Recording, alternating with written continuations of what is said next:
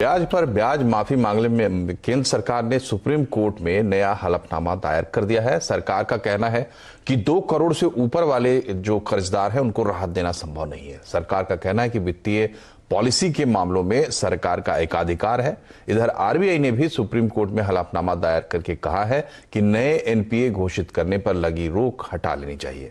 खबर पर डिटेल लेते हैं। हमारे बैंकिंग एडिटर प्रदीप पंड्या हमारे साथ जुड़ गए हैं। प्रदीप जी, ये बताइए कि आरबीआई का पूरा क्या रुख सुप्रीम कोर्ट में दिख रहा है और किधर सुलझता हुआ दिख रहा है आपको ये मामला? देखिए, आरबीआई को बहुत सारे जो पिटीशंस आए थे उनके जवाब देने थे, तो आरबीआई ने कंसोलिडेशन रिस्पॉन्स किया है। उन्होंने 3 मुद्दों पर अपनी बात रखी है सुप्रीम कोर्ट में, जो 3 मुद्दे अलग अलग पिटीशंस में उठाए गए थे। पहला था इंटरेस्ट ऑन इंटरेस्ट और इंटरेस्ट मॉरेटोरियम पीरियड के दौरान इसको माफ किया जाए। दूसरा मुद्दा था कि मॉरेटोरियम हर एक अकाउंट में दिया जाए, बैंकर्स के डिस्क्रिशन पे ना छोड़ा जाए, जैसे कि पिछली सुनवाई में यह सवाल उठाया गया था एक बार फिर से। और तीसरा था कि मॉरेटोरियम को 31 अगस्त से आगे भी बढ़ा दिया जाए। आरबीआई का जो जवाब है, उनका यह कहना है कि इंटरेस्ट ऑन इंटरेस्ट के मामले पर चूंकि डिपॉजिटर्स के हित को भी ध्यान में रखना है, और उन्होंने सरकार के उस एफिडेविट को रेफर किया है कि सरकार चूंकि 2 करोड़ से कम कर्ज लेने वालों को राहत देने के लिए तैयार हो गई है, तो एक अच्छी खासी रिलीफ लोगों को मिल जाएगी। इसलिए पहले मुद्दे पर अब उनका मानना है, आरबीआई का मानना है कि जो चिंताएं थी वो दूर हो चुकी हैं इंटरेस्ट ऑन इंटरेस्ट को लेकर के।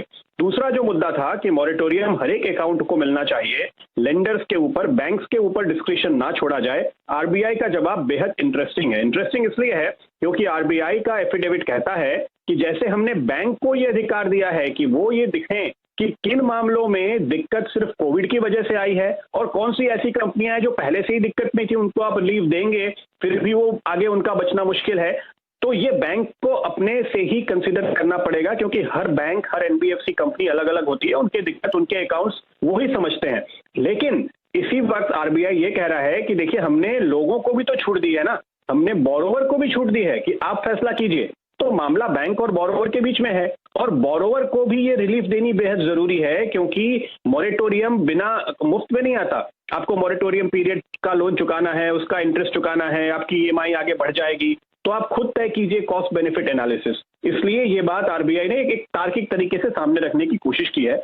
और तीसरी बात जो थी कि मॉरेटोरियम को 31 अगस्त के आगे बढ़ाया जाए, वहां आरबीआई का ये कहना है कि फाइनेंशियल स्टेबिलिटी को बहुत धक्का पहुंच सकता है। कई सारे बैंक्स अगर मॉरेटोरियम बहुत लंबा चले उसको बर्दाश्त करने की स्थिति में नहीं रहेंगे। और जो बात आरबीआई यहां पर हाईलाइट कर रहा है वो ये कह रहा है कि अगर मजबूर किया जाता है बैंक्स को, तो उसका जो खामियाजा भुगतना पड़ेगा। एक तरफ बैंक कमजोर होंगे, दूसरी तरफ जो लोगों को कर्ज देने की आरबीआई की कोशिश है, ज्यादा से ज्यादा कर्ज दिए जा रहे हैं, वो अटकेंगे, तो उसका सबसे बड़ा खामियाजा छोटे बोरोवर को, रिटेल बोरोवर को और छोटी कंपनियों को उठाना पड़ेगा। तो ये उनके हित में नहीं है। इसलिए आरबीआई ने ये रिक्वेस्ट की है कि ज्यादातर मामलों में सरकार और आरबीआई की ओर से तमाम कदम उठाए गए हैं।